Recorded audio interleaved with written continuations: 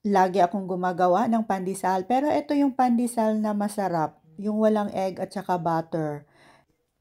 Childhood memory sa akin 'to. Ito talaga yung pandesal na yung lasa niya nung kabataan ko pa. So tara, umpisahan na natin ang gumawa nitong masarap na pandesal. So unang-una ay kailangan natin ng warm water. Paghalu-haluin lang natin itong sugar at saka instant dry yeast. So, kailangan din natin ng flour. Bread flour po yung ginamit natin. Pwede din naman all-purpose flour. So, lalagyan natin ng konting asin. So, paghalu-haluin muna natin to. At ilagay na natin itong ating yeast mixture. At maglagay din tayo ng canola oil. Pwede din tayong gumamit ng vegetable oil.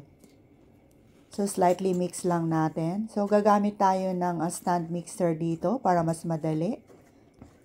Pwede din naman nating imano-mano to pag wala tayong mixer. Kaya lang medyo matagalan. Pero okay lang din yun. Walang pinagkaiba po ang kinalabasan ng ating pandesal.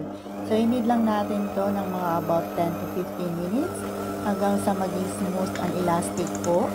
Pag medyo wet po yung kanyang texture, maaari po tayong maglagay ng konting all-purpose flour.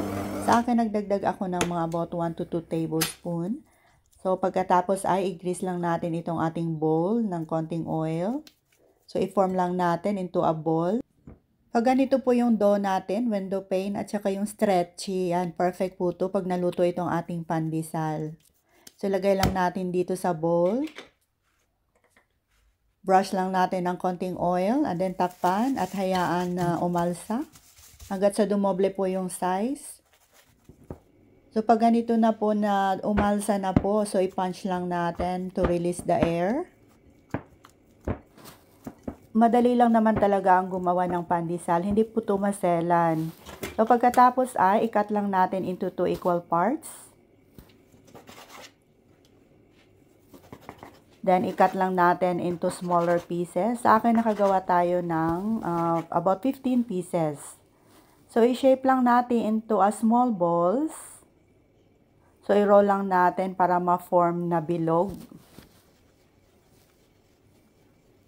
At pagkatapos ay meron na tayong breadcrumbs dito. So, ipagulong lang natin.